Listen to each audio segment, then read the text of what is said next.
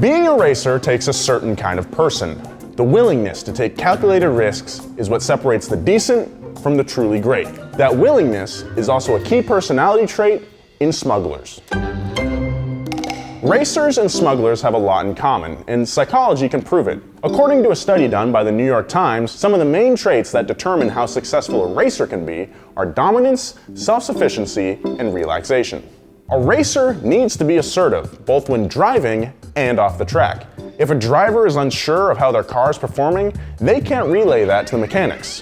Honestly, what the f*** are we doing here?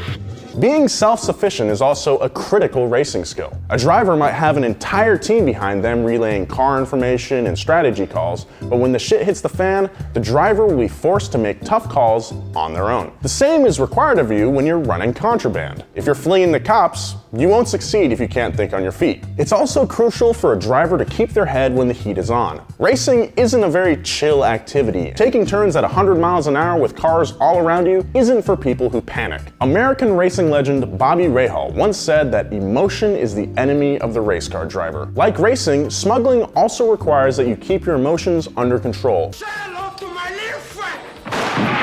One final trait mentioned in the racing study was shyness. It doesn't have much to do with driving, but a lot of professional racers are shy people and naturally introverted, which you can tell by watching old Kimi Räikkönen interviews. Just leave me alone. I know what I'm doing.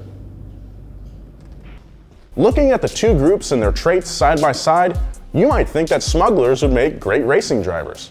And you'd be right. Randy Lanier was the 1986 Indy 500 Rookie of the Year. Before the race, Randy's name was pretty obscure. He'd only been racing since he was 25. But according to his driving instructor, Lanier was one of the most talented drivers he had ever seen. At age 30, Randy bought 2 race cars and started a team of his own, beating factory teams despite the fact that he didn't have any big sponsors. And that's because Randy was paying for racing with drug money. I like weed, and sometimes when my friends need weed, I hook them up. Randy grew up near Fort Lauderdale and started selling weed as a teen. He eventually made enough money to buy a 27-foot powerboat and started smuggling pot from the Bahamas back to Florida. It was easy money, and he was good at it. His empire quickly grew from one man to an operation that sprawled the entire US and included a fleet of speedboats and a barge modified to carry over 100 tons of marijuana. It's estimated that Randy made over $68 million and used the money to buy vacation houses and collect a fleet of exotic cars. His life was basically a Rick Ross song. Bought a fleet of cars. But the authorities had caught on to Randy's drug-running ways. Randy left his glitzy racer lifestyle and fled to Antigua, where he was soon arrested at gunpoint. It's possible that Randy was so good at both racing and smuggling because he saw the similarities between the two. In an interview with Rolling Stone magazine, he remarked on how alike smuggling and racing are. Quote, "You're hitting your lines, hitting your apexes. You're in the zone." I don't think the comparison is that surprising. The worlds of racing and smuggling are high stakes and high stress. I don't want to glorify what Randy did, but pulling off those huge jobs must have felt pretty awesome, like winning a race. In Randy's case, racing and smuggling were separate activities, but what if someone combined the two? Vic Lee Motorsport was a top British touring car championship team in the early 90s. And like Randy Lanier, the Vic Lee team did all this without factory support. The team did a lot of testing outside of the UK, particularly in the Zandvoort circuit in Holland. They did so much testing, in fact, that the cops started to get suspicious. Why was a British team going to the Netherlands to test so often? The answer was lots and lots of cocaine. Turns out the Vic Lee racing team was using their race hauler as a drug barge. British police stopped the trailer on its way back from Holland.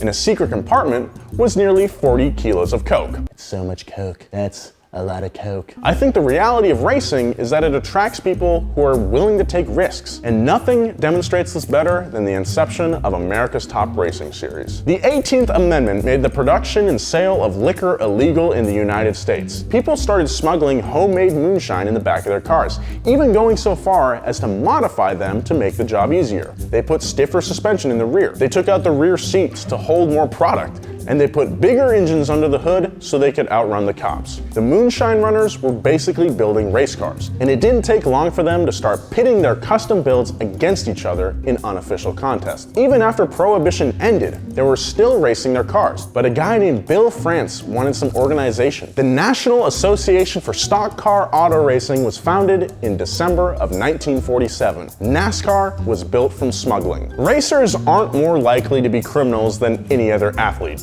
obviously. Drug smuggling is often portrayed as a victimless crime, something that Robin Hood-like figures do. Because of this, it's not hard to glamorize it, and neither is racing. Racers and smugglers alike become folk heroes, and when you're someone who does both, you almost get elevated to another level, as if someone like that could only exist in a movie. But they don't. These guys did it for real. Subscribe to Donut Media. The more subscribers we get, the more cool stuff we get to do. Have you ever smuggled anything? The FBI and NSA aren't watching these comments. Let us know. If you like this episode of Wheelhouse, check out this episode of Up to Speed on the DeLorean. Check out this episode of Science Garage. It's all about turbocharging, and it's awesome. Follow Donut Media on Instagram at Donut Media, and follow me on Instagram at Nolan J. Sykes. I need followers. I need that clout. I want to get sponsored by some fitness clothing. Don't do drugs. See you later.